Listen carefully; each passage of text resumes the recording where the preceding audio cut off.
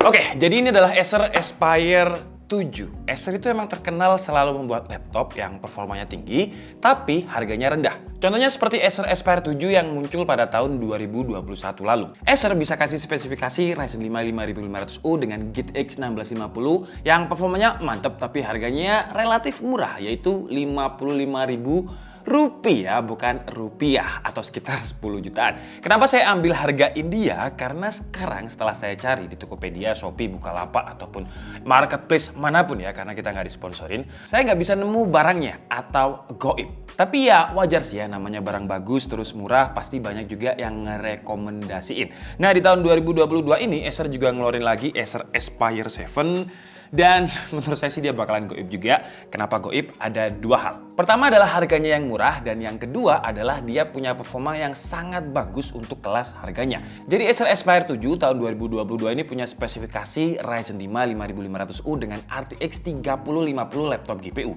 Kalau tahun lalu 1650, sekarang udah pakai RTX 3050. Untuk prosesornya sendiri di Cinebench R15 dengan skenario rata kanan, dia udah bisa dapat rata-rata skor itu sekitar 1128. Lebih besar daripada Acer Aspire 7 sebelumnya yang prosesornya sama. Tahun lalu dia cuma dapat skor itu sekitar 1095.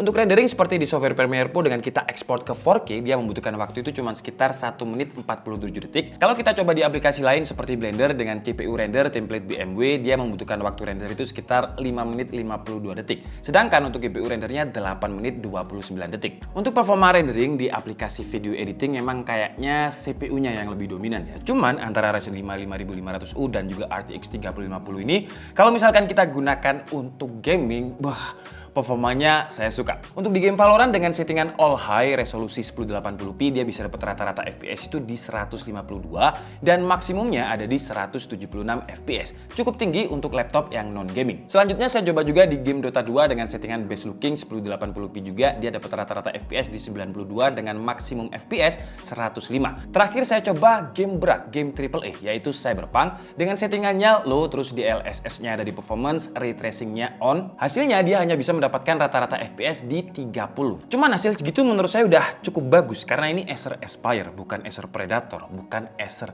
Nitro. Jadi dia laptop non gaming. Cuman mungkin ada beberapa hal yang dikhawatirkan karena ini bukan laptop gaming. Salah satunya adalah suhunya. Nah, untuk coolingnya dia sama persis seperti Acer Aspire 7 tahun lalu. Dia punya dual fan dan juga 3 heat pipes. Untuk exhaust-nya ada di belakang kanan dan juga di belakang laptop. Emang nggak ada aplikasi bawaan seperti Acer Nitro dan juga Predator, cuman kita tetap bisa ngatur fan profile-nya. Caranya kita bisa gunakan shortcut Fn+F untuk ngatur kecepatan fan-nya. Suhunya ketika saya gunakan untuk main Valorant di settingan all high, bagian keyboardnya itu masih di bawah 40 derajat, sedangkan untuk bagian tengah masih lumayan hangat, suhunya mencapai 44 derajat Celcius. Tapi yang saya suka untuk kipasnya ini, dia nggak terlalu berisik seperti laptop gaming. Jadi kalau misalkan kita main game dan kita lupa bawa headset, suaranya itu, suara kipasnya nggak terlalu mendominasi gitu. Jadi masih lebih kencang suara volume gamenya daripada suara kipasnya. Terus masih di bagian internal, nggak ada banyak perubahan dari tahun lalu. Kayak tadi coolingnya masih sama, RAM dan SSD-nya pun masih sama. Memang nggak ada slot tambahan, tapi untuk RAM masih bisa di-upgrade sampai 32 GB. Sedangkan untuk SSD karena tidak ada slot SATA ataupun M.2, jadi mau nggak mau kalian harus ganti SSD kalau pengen nambah storage lagi. Untuk baterai sama, nggak ada perubahan juga, masih sama-sama 48 Wh. Terus untuk daya tahan baterainya, ketika saya coba video playback 1080p, brightness 50%, volume 20%, dia bisa bertahan sekitar 8 jam 45 menit. Masih oke kalau digunakan untuk kerja seharian, orang kerja itu paling 8 jam. Cuman kalau digunakan untuk kerjanya yang lumayan berat kayak editing dan juga rendering, ya performanya nggak seawet itu. Ngomongin soal kerja, layarnya ini juga udah enak kalau digunakan untuk kerja karena layarnya gede, dia 15,6 inch. Panelnya sudah IPS dan Full HD 1080p dengan comfy view mid, ciri khasnya Acer. Cuman yang nggak bikin comfortable atau nyaman adalah color gamut-nya. Warna layarnya ini ketika saya uji dia nggak nyampe 100 sRGB. sRGB-nya itu cuma dapat di 64%. Jadi untuk pekerjaan-pekerjaan yang bermain dengan warna, layar ini kurang cocok sih ya. Tapi kalau digunakan untuk casual seperti nonton film, main game, editing tipis-tipis, atau cuman preview aja sih nggak masalah. Lanjut ke keyboard, karena dimensi layarnya tadi 15,6 inch, jadi keyboardnya di sini dikasih yang full size dengan backlit juga. Travel distance-nya nggak terlalu jauh dan nggak terlalu dekat, jadi untuk feel ngetiknya nggak ada masalah dan cukup nyaman. Sama kayak trackpad-nya, teksturnya dari klikinya enak, nggak keset. Nggak ada yang saya komplain sih kalau untuk keyboard dan juga touchpadnya. Yang agak saya komplain sedikit sih bobotnya ya. Bobotnya ini lumayan gede walaupun dia bukan laptop gaming. Jadi bobotnya sekitar 2,1 kg, itu pun belum charger. Jadi ya agak kerasa lumayan capek di punggung kalau misalkan kita bawa untuk mobilitas. Sebenarnya kalau dari ketebalan laptop ini nggak terlalu tebal ya.